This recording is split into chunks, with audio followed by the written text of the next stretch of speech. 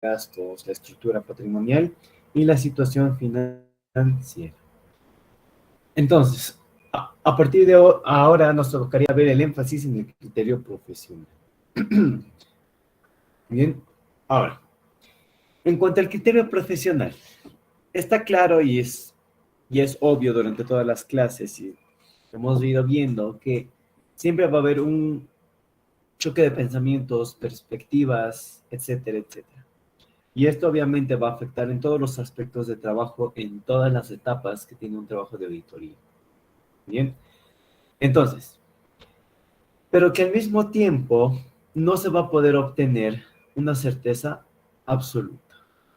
A pesar de que nuestro criterio profesional es la acumulación de experiencia, conocimiento de la legislación tributaria, de las NIA, de las NIF, de las normas de contabilidad generalmente aceptadas, de la ley 843, etcétera, etcétera, jamás vamos a poder dar una certeza absoluta cuál sea el trabajo que tengamos que realizar. Entonces, esta evaluación que realizamos nosotros en el tema de auditoría, lo vamos a denominar y vamos a concluir con una razonabilidad. Esta razonabilidad, como ya todos sabemos y conocemos, es que los estados financieros fueron preparados razonablemente, ¿no? Y a continuación, pues se podrá recomendar, se podrá tener un margen de error, no más del 5%, ¿no? No tiene que ser muy alto el porcentaje. Pero aún así no podemos dar certeza absoluta de nada. ¿Muy bien? Entonces, hablando ya una vez, teniendo en cuenta que jamás vamos a poder dar una certeza absoluta, simplemente vamos a tener un margen de error bastante pequeño, ¿no? Se basa también el criterio profesional en que, y es la experiencia, ¿no? Y la idoneidad de las personas que intervienen. Por lo general, de la persona más experimentada del equipo de auditoría. El encargado, el gerente dentro de una firma de auditoría, ¿no? En esto, entonces, de esta forma se busca que los profesionales más experimentados del equipo intervengan constantemente en las decisiones más relevantes. Siendo así que al momento de decidir en la toma de decisiones, él o los profesionales más experimentados son quienes toman, al fin y al cabo, tienen la última palabra. ¿Muy bien? Entonces, teniendo en cuenta que la experiencia es la acumulación de trabajos realizados, clientes similares, y también así el conocimiento de la legislación, de las normas de auditoría, etcétera, etcétera, ¿no? Al momento de realizar la planificación, es el momento en el que generalmente no se toma mucho en cuenta, o tal vez no lo hacen parte, mejor dicho, aquellos profesionales o integrantes del equipo que no tienen la experiencia suficiente o necesaria. Es decir, los tasantes, los auditores juniors, ¿no? Y así sucesivamente hablando jerárquicamente, ¿no? Entonces, al fin y al cabo, desde el momento de la planificación y todas las decisiones más relevantes, más importantes, más significativas y más críticas, van a ser tomadas por aquellos integrantes con más experiencia dentro del equipo de auditoría. Bien, esta parte del énfasis en el criterio profesional es bastante clara, ¿no? No hay mucho por donde perderse, por así decirlo. El punto número 4, hablamos de un enfoque de auditoría a medida. En este tipo de enfoque, ustedes recordarán que en el tema de auditoría financiera y en la auditoría tributaria, por lo general, en la auditoría financiera, se suele aplicar los mismos procedimientos a cualquier ente que se vaya a auditar, obviamente hablando en la especialidad del área financiera. Es decir, a todos se les saca una muestra, a todos se les saca una materialidad, a todos se les hace un análisis horizontal y vertical, etcétera, etcétera.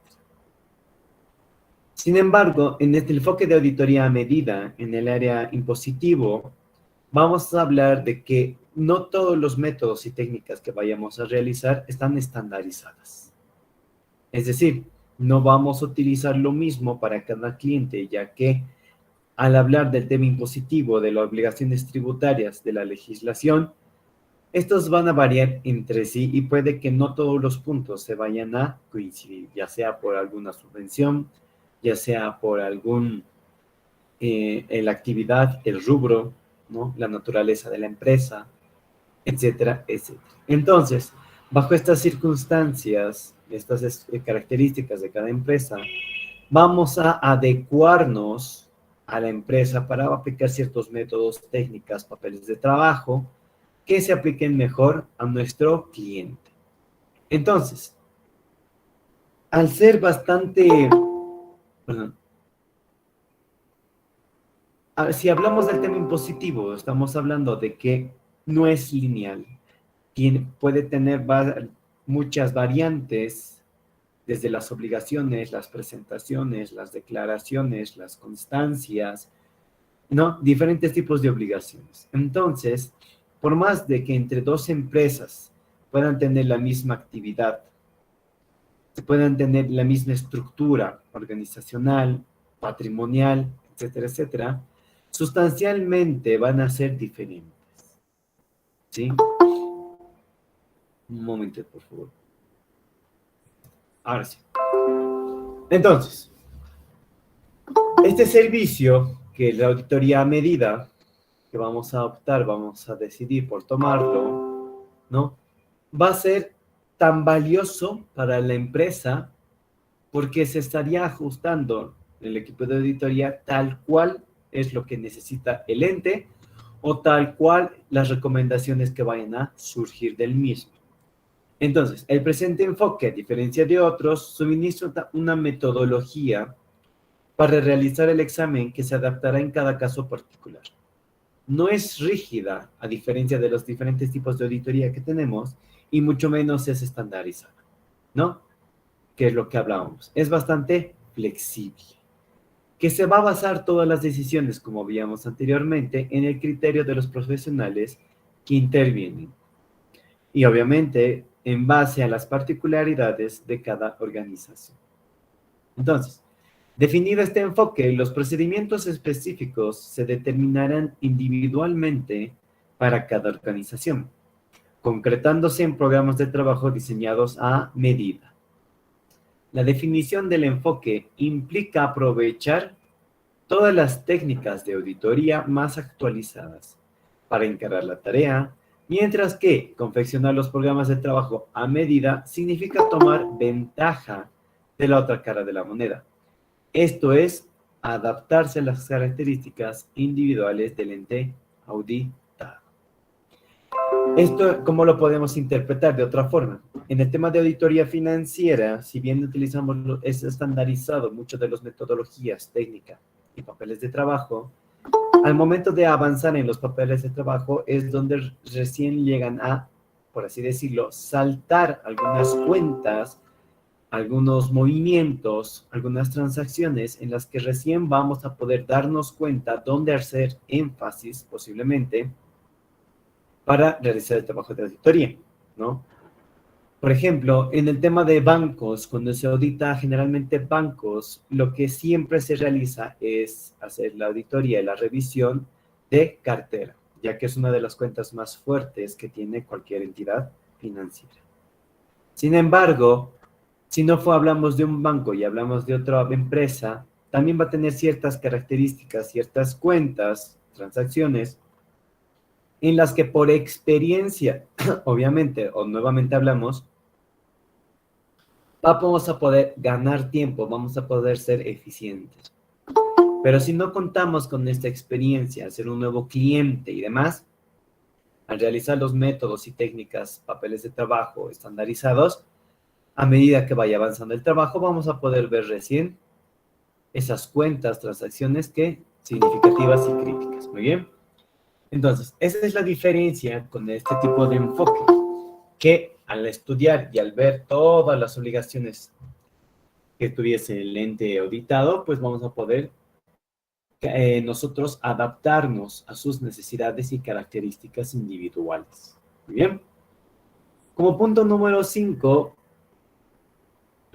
Ahora sí, como punto número 5 tenemos énfasis en la planificación estratégica.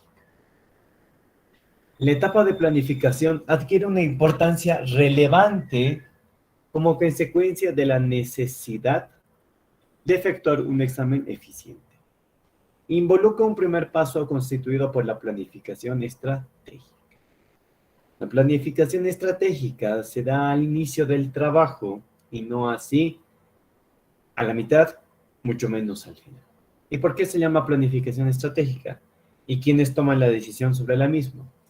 Así también va de la mano de los auditores más experimentados para que al inicio del trabajo, conociendo las características del ente, las obligaciones que posee, las características, las subvenciones, las alícuotas, etcétera, etcétera, va a poder aplicar ciertos métodos y técnicas para ganar tiempo. En pocas palabras, ser eficiente.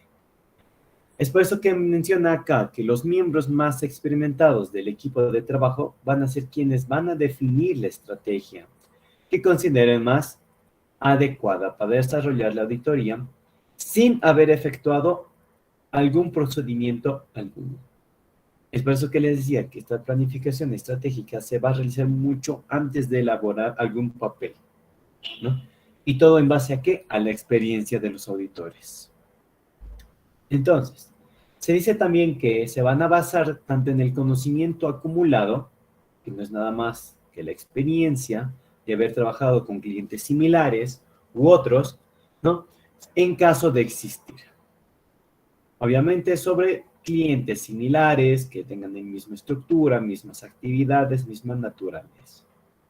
Pero sobre todo también el conocimiento de la legislación tributaria. Entonces, existen tres preguntas importantes que se deben realizar. Una de ellas es, ¿cuáles serán los principales componentes de cada una de las unidades operativas en que se dividirá la auditoría? Número dos, ¿cuál es el riesgo global de auditoría para el ente en su conjunto? Y tres, ¿cuáles son los riesgos individuales para los componentes y qué tipo de enfoque es el más adecuado? Obviamente estas preguntas ya son viendo antes de realizar algún papel de trabajo alguno. Sin embargo, en nuestra mente podemos ya imaginar con la experiencia que tengamos, ¿no? ¿A cuánto ascendería el riesgo global, el riesgo individual? ¿Qué tipo de enfoque aplica mejor? ¿O cuál se adapta mucho mejor? Y obviamente los componentes de las unidades operativas. Entonces, se dice que se entiende por enfoque de auditoría la definición de la clase de pruebas de auditoría que se aplica, ya sean las pruebas analíticas, las pruebas de cumplimiento o pruebas sustantivas, que esto lo vemos mucho en auditoría financiera y en gabinete de auditoría financiera. Entonces, dice también que estos riesgos y el enfoque determinados previamente a la realización de las pruebas deberán ser confirmados con posterioridad. Una vez que nosotros hayamos determinado qué técnica y qué metodología, qué tipo de pruebas son las que se pueden adaptar mejor al cliente, pues a medida que vaya avanzando el trabajo, vamos a confirmar si efectivamente son las ideales. Pero como veíamos anteriormente, son demasiado flexibles. Entonces, vamos a poder modificar. ¿De acuerdo a qué? A los resultados que arrojen las pruebas realizadas. Muy bien. Entonces, una vez visto los primeros 5 enfoques, perdón, tenemos un punto número 6, que es un tema bastante importante en todos los tipos de auditoría que vayamos a estudiar y conocer. Bien, ¿qué son las afirmaciones? ¿No? Que componen los estados contables, no solo los estados contables, en sí yo diría en casi todos los procesos papeles de trabajo, evaluaciones y recálculos que haga el equipo de auditoría al ente auditado. ¿Por qué? Como ustedes sabrán, las afirmaciones, ¿no? Son aquellas respuestas explícitas que recibimos por parte del cliente. si bien esto no lo tenemos que entender al 100%, literalmente al 100%, ¿no? Porque yo les digo, es una respuesta del cliente, es lo que nos comenta, ¿no? En muchos casos, sí, efectivamente, vamos a poder realizar un cuestionario, como lo hemos visto en clases anteriores, en los cuales ellos nos van a dar una respuesta, una afirmación, ¿no? Pero así también, a medida que nosotros vayamos revisando y analizando la documentación que tiene el cliente, no siempre va a estar escrito en algún lugar, ¿no? Que todo lo que se muestra previamente, ¿no? Está realizado con integridad, que la exposición, la evaluación, etcétera. Sin embargo, nosotros lo tenemos que entender como que son los principios con los que se ha efectuado para realizar esos documentos, esos estados financieros, estados contables. Entonces, conociendo ya las afirmaciones que son en realidad, ¿no? Tenemos varias afirmaciones en el campo de la auditoría y así también se aplica en auditoría tributaria o impositiva, ¿no? Que son la veracidad, integridad, valuación, exposición. Sin embargo, no son las únicas que tenemos porque existen mucho más. Esto depende, esto vamos a utilizarlos, estas afirmaciones, dependiendo cuál sea el caso que tengamos.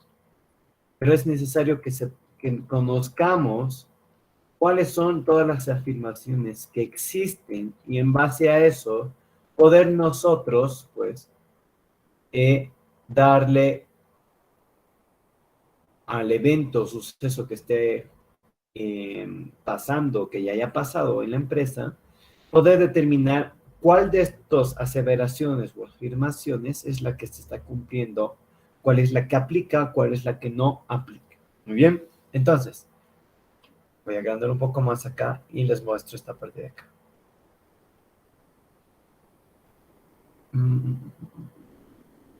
Listo. Están pintados con naranja 7 aseveraciones en cuanto a lo que veíamos en el documento PDF. En el documento de PDF tenemos 3 puntos que habla sobre la veracidad de las transacciones individuales y de los saldos que presentan los estados contables, la integridad de las transacciones individuales y la consecuente razonabilidad de los saldos, la adecuada evaluación y exposición apropiada en los estados contables de las transacciones individuales y de los saldos. Sin embargo, esto no nos va a decir mucho en este instante y es por eso que nos vamos a nuestro papel de trabajo y vamos a ver si efectivamente estas aseveraciones se van a dar en cumplimiento dependiendo cuál sea el caso. Por ejemplo, aquí tenemos un caso, ¿no? Habla de que la auditoría se realiza al banco, ¿qué entidad es? Perdón, un momentito. Banco Visa. Muy bien. Entonces, hablando del Banco Visa, se presenta un caso que está en la casilla G31, que es este de acá, la pintaré mejor. ¿Qué dice? Que el banco ha realizado una transacción para comprar un nuevo edificio por cierto monto de dinero y se anticipa que el proceso administrativo legal, que seguramente es el cambio de nombre, los planos, de adquirir todo lo que es el folio real, etcétera, etcétera, se completará antes de fin de año. Si la transacción no se ha completado hasta el final del año, existe el riesgo de que se sobrevalúen los bienes de uso si el banco incluye incorrectamente el edificio al final del año. Entonces, nosotros en la vida real solo vamos a tener conocimiento de esta primera parte. Sin embargo, esta otra parte que tenemos acá, esto ya corre por cuenta del equipo de auditoría, que es prever posiblemente, analizar el caso y cómo puede afectar esto a nuestros estados financieros posteriormente. Como veíamos la clase, que también de la mano, ¿no? Los enfoques de auditoría. uno que era de revisión fiscal y uno de contingencias, ¿recuerdan? Entonces, ya que estamos hablando de que es un nuevo edificio, están adquiriendo un nuevo edificio, y como ustedes sabrán, hay obligaciones tributarias. Si tú tienes bienes inmuebles, ¿no? También existe la transferencia de bienes inmuebles, como les decía, que se paga una sola vez, luego anualmente existen otros tipos de impuestos, etcétera, etcétera. En el área impositivo tenemos que aseverar, o las afirmaciones que nos dé el banco, tenemos que comprobar si realmente existe, aplica o no aplica. En este caso, estamos hablando de integridad por el precio que mencionan por una instancia, ¿no? 2, la existencia de este bien inmueble. 3, muchos dirán la evaluación posiblemente. Otros dirán que es derechos y obligaciones sobre el bien inmueble, es decir, ya un poco del tema administrativo legal, ¿no? Otros pueden hablar de exactitud, corte, revelación. Sin embargo, esto es lo que les comentaba. El ente auditado puede que solo te dé esta información de acá, y al darte esta información, de alguna forma te está afirmando que van a ser dueños de un nuevo edificio, o que ya son dueños, ¿no? Y que va a ser antes de fin de año. Y por un monto de 14 millones. Cuando el ente auditado te lo dice de esta forma, de alguna forma está confirmando, reafirmando, ¿no? Que toda la información que te está brindando es íntegra, que la exposición es correcta, etcétera, etcétera, ¿no? Entonces, volviendo a nuestro documento PDF, son afirmaciones que recibimos por parte del ente auditado, ya sea de forma escrita, forma oral, diferentes casos. Bien, entonces, estas son las aseveraciones, afirmaciones que tenemos en el ámbito de la auditoría, ¿no? Y, pues, dependiendo el caso, el cliente nos afirmará, nos dirá, o también va a correr por parte de auditoría realizar otros tipos de aseveraciones, porque puede que aplique, o también puede que no aplique. Porque estamos hablando, para empezar, de la compra de un bien, estamos hablando de un monto de dinero, y también estamos hablando del factor tiempo. Entonces, ya dependerá de cada uno de los componentes del equipo de auditoría, o del más experimentado, realizar estas aseveraciones respecto a las afirmaciones que recibamos por parte del ente auditado. Muy bien. Entonces, volviendo a nuestro documento PDF, se dice que estas afirmaciones manifiestan la importancia que tienen en la determinación de las obligaciones tributarias. Porque, como les decía, la compra de un bien inmueble, la transferencia, el impuesto anual, etcétera, etcétera, ¿no? Son casos, o bueno, es un evento en el cual va a tener repercusiones, ya sea tributarios o de saldos, que en algún punto pueden ser bastante significativos y pueden estar bastante relacionados con la legislación tributaria, ¿no? Entonces, se dice que también que de esta forma, y solamente como ejemplo, la afirmación de integridad, que en otras palabras implica que todas las operaciones realizadas con el componente bajo análisis fueron incluidas en los estados contables. En pocas palabras, no escondieron ninguna información, que los importes mostrados expuestos son correctos, ¿no? Y por tanto representan que los saldos contables están correctos. Eso sería integridad, solo como manera de dar un ejemplo, ¿no? Obviamente será verificada preferentemente mediante la revisión de los presupuestos de la empresa, cual sea el caso que nos presenten, obviamente, y su comparación con las transacciones realmente acaecidas, si existiesen, ¿no? Entonces, bajo estos ejemplos, o bueno, este pequeño ejemplo que habla sobre el significado de integridad, cada uno de las afirmaciones que tenemos, pues, se presentan de la misma forma, ¿no? Según sea el caso. Si volvemos a su papel de trabajo, Tenemos otro caso acá, tenemos otro caso, y así sucesivamente van a nacer casos, pero obviamente el equipo de auditoría es quien tiene que hacer en su planificación estratégica, y a medida que vaya avanzando el trabajo, al ser un flexible, podemos resaltar estos eventos, sucesos extraordinarios o que tengan relación alguna directa con el área impositiva, obviamente, ¿no?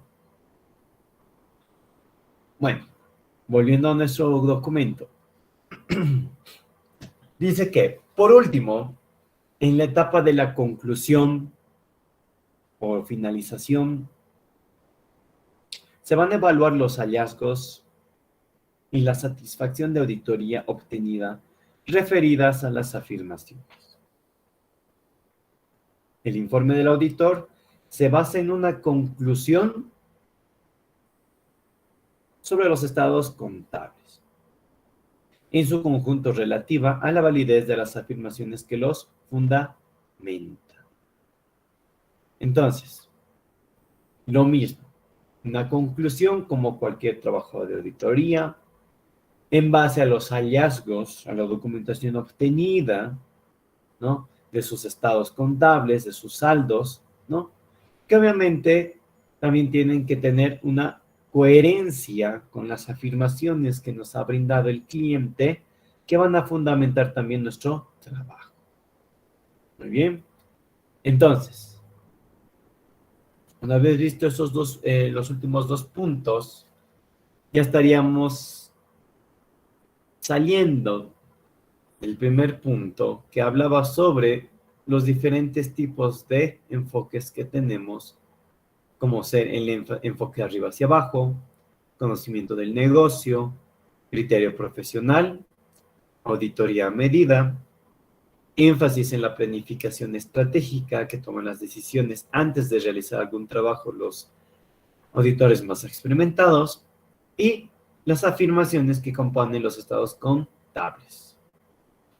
Ya solo nos queda ver los objetivos de auditoría, la evaluación del riesgo de auditoría y la determinación de procedimientos de auditoría. Sin embargo, el punto número 9 no lo vamos a ver, pero sí vamos a ver el punto 7 y 8. Entonces, determinación, evaluación y objetivos de auditoría. Bastante corto ambos puntos. Objetivos de auditoría. Dice que, de acuerdo con lo expuesto previamente, los objetivos de auditoría están expresados en términos de obtener suficiente satisfacción con respecto a la validez de las afirmaciones. Y se podría resumir en solo obtener suficiente satisfacción, ¿no? ¿Y qué se refiere con obtener suficiente satisfacción? Que todas las afirmaciones brindadas por el cliente, ¿no? Yo diría que al menos en más del 90% sí tienen coherencia y son válidos al momento de realizar la evaluación o el examen de auditoría, ¿no? Dice que en este aspecto radica otra sutil diferencia entre el presente nuevo enfoque de auditoría y los anteriores. Se dice que antes se especificaba que el objetivo de auditoría era la afirmación propiamente dicha.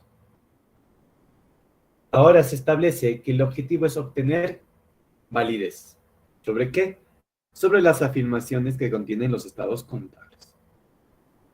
Esto se relaciona directamente con el hecho de que los estados contables son propiedad del ente auditado y, consecuentemente, las afirmaciones que ellos implican pertenecen a su dirección, siendo tarea del auditor probar estas afirmaciones mediante procedimientos. El grado de satisfacción que será necesario obtener mediante las evidencias de auditoría para darle validez a las afirmaciones dependerá de cada situación en particular y, en definitiva, del criterio del profesional interviniente. Entonces, acá toca un punto importante, que el grado de satisfacción, ¿no?, va a recaer en el criterio profesional del más experimentado. Es decir, que a diferencia de los temas de